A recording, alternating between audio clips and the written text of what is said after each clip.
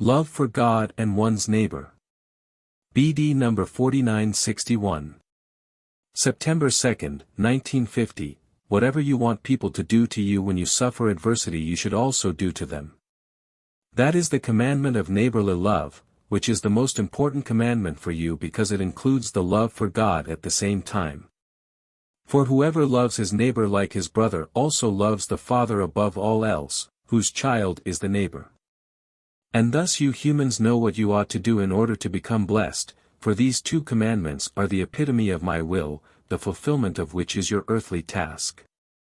If you pay attention to these two commandments of love for God and your neighbor you will be unable to commit a sin but will live to please me, and I will bless you in turn by increasing your realization and wisdom, light and strength. Yet you humans also know that you are repeatedly approached by the opponent in order to push you off the right path, in order to make you desert me.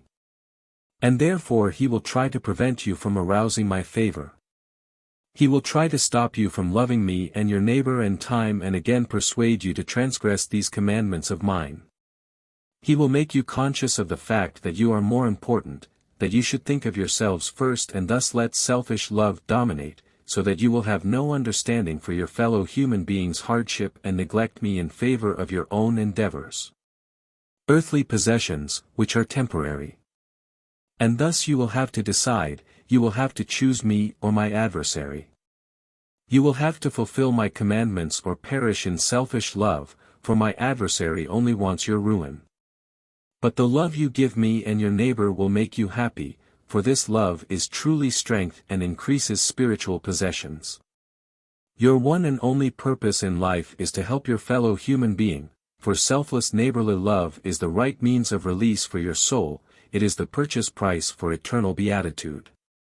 In the spiritual kingdom, however, love is natural, whereas on earth it is an effort to rise above oneself, because selfish love still constitutes a strong counterweight which, however, is wrongly directed love and locks the entrance to the kingdom of the blessed spirits.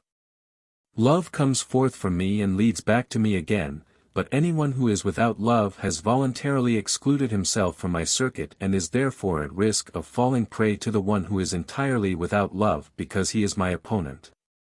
That is why he has to be fought, love shall be practiced and therefore my commandment always be complied with, you shall shape yourselves into love through selfless labors of love so that you will correspond to my fundamental nature, so that you will liberate yourselves from your enemy's bondage, so that you will unite with me and be eternally happy.